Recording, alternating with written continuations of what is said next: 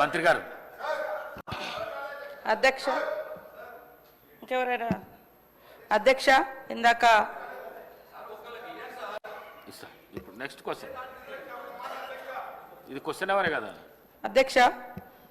Doctor Vamsikrishna గారు లేవనెత్తినటువంటి minister చేసిండ్రు, question ఎవరే కదా.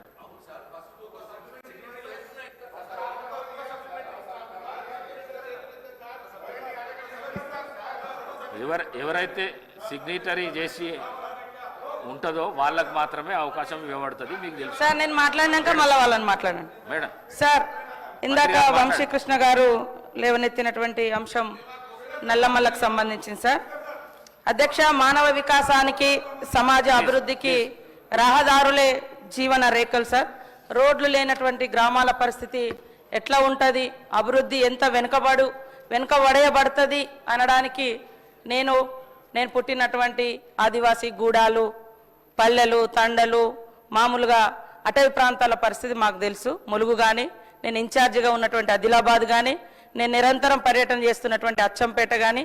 కాబట్టి అలాంటి గ్రామాలకు ఖచ్చితంగా రోడ్లు వేయాలన్నటువంటి లక్ష్యంతో ఈరోజు సీఎం రేవంత్ రెడ్డి గారు మరి ఒక ప్రత్యేకమైనటువంటి నిర్ణయం తీసుకొని రాబోయేటువంటి 4 సంవత్సరాలలో 12,000 కోట్లతోటి 17,000 కిలోమీటర్ల వరకు రోడ్లు నిర్మించాలని కూడా నిర్ణయించుకోవడం జరిగింది సార్.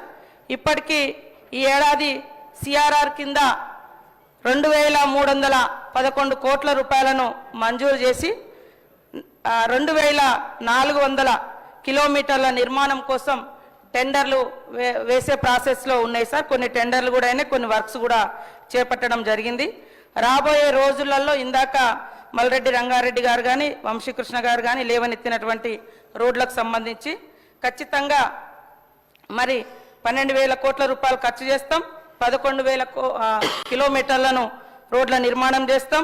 అదేవిధంగా తొందరలోనే 1,200 కిలోమీటర్లకు సంబంధించినటువంటి కొత్త రోడ్లను కూడా చేయడానికి ప్రతిపాదనలు కూడా సిద్ధం చేసుకున్నాం సార్. ప్రతి గ్రామం నుంచి, గ్రామ పంచాయతీ నుంచి బీటీ రోడ్లు వేయడం కూడా జరుగుతుంది. లాస్ట్ మంత్లో సీసీ రోడ్ల కోసం కూడా 324 కోట్ల రూపాయలను ఇవ్వడం జరిగింది. గత మార్చి నెలలో 600 కోట్ల రూపాయలను కూడా సీసీ రోడ్ల కోసం ఇవ్వడం జరిగింది. ఇప్పుడు ఆర్ఆర్ కింద కూడా మరి ఎంఆర్ఆర్ కింద కూడా 1,150 కోట్లను తొందరలోనే మంజూరు చేస్తాం సార్. మొన్న వర్షాలకు దెబ్బతిన్నటువంటి రోడ్ల కోసం కూడా 50 కోట్లను రిలీజ్ చేయడం జరిగింది. కాబట్టి తొందరలోనే ఆ రోడ్లను నిర్మాణం చేపడతాం. గత 10 సంవత్సరాల కాలంలో టీఆర్ఎస్ హయాంలో 2,200 కోట్లు మాత్రమే వారు మంజూరు చేయడం జరిగింది సార్. ఆ రోడ్లన్నీ గుంతలుగా ఉండడంతో ఇప్పుడు మేము తీసుకుంటా ఉన్నాం యుద్ధ ప్రాతిపదికన. కాబట్టి అచ్చంపేట కూడా ముఖ్యంగా వైల్డ్ లైఫ్ ఏరియా, ఇది ట్రైబల్ ప్రాంతాలన్నీ కూడా మేమందరం రెగ్యులర్గా ఫేస్ చేస్తున్నటువంటి ఇష్యూ. కాబట్టి ఈ వైల్డ్ లైఫ్ ఉండడంతో ఇటు మా ఏటు నాగారం ఏరియా కావచ్చు, అటు కవ్వాల్ ప్రాంతం కావచ్చు, ఇటు మరి అచ్చంపేట టైగర్ జోన్లో కావచ్చు, ఇవన్నీ కూడా అక్కడ ఉండేటువంటి 100 సంవత్సరాలుగా నివసిస్తున్నటువంటి ఆదివాసీ గూడాలకు రోడ్డు రవాణా వేయడానికి ఆటంకంగా కూడా మారుతుంది.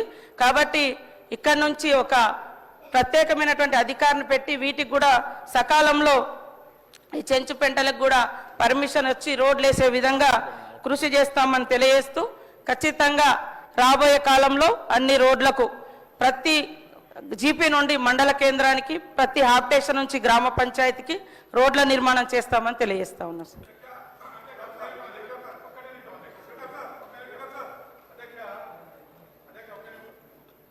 అధ్యక్ష, గౌరవ మంత్రి గారు మరి వెంటనే చేపడతామని చెప్పినందుకు వారికి ధన్యవాదాలు తెలియజేస్తూ, ఒక చిన్నది అధ్యక్ష, మండల హెడ్ క్వార్టర్లలో రోడ్లు కంజెస్టెడ్ అయిన అధ్యక్ష, జనాభా పెరగడం వల్ల ఆ పోయే రహదారులు బాగా కంజెస్టెడ్ అయినాయి. కాబట్టి ఒక్క రిక్వెస్ట్ గౌరవ మంత్రివర్యులకు, అదేవిధంగా గౌరవ ముఖ్యమంత్రి గారికి, అన్ని మండల హెడ్ క్వార్టర్స్లో 4 track road with central lighting చాలా బాగుంటుంది అధ్యక్ష.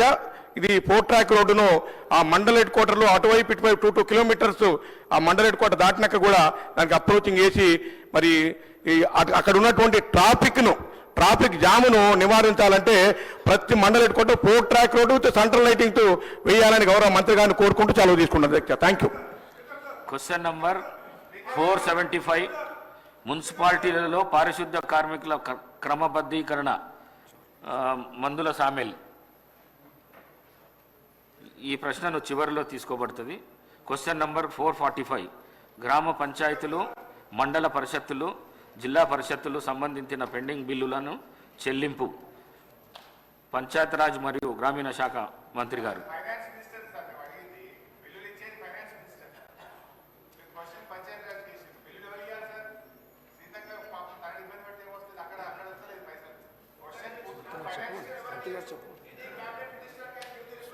మంత్రి గారు చెప్పండి.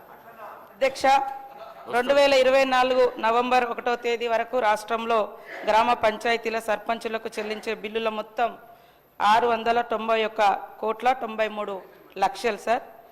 బి ప్రశ్నకు లేదండి. సి ప్రశ్న త్వరలో చెల్లించడం జరుగుతుంది. గౌరవ సభ్యులు తన్నీరు హరీష్ రావు గారు. సార్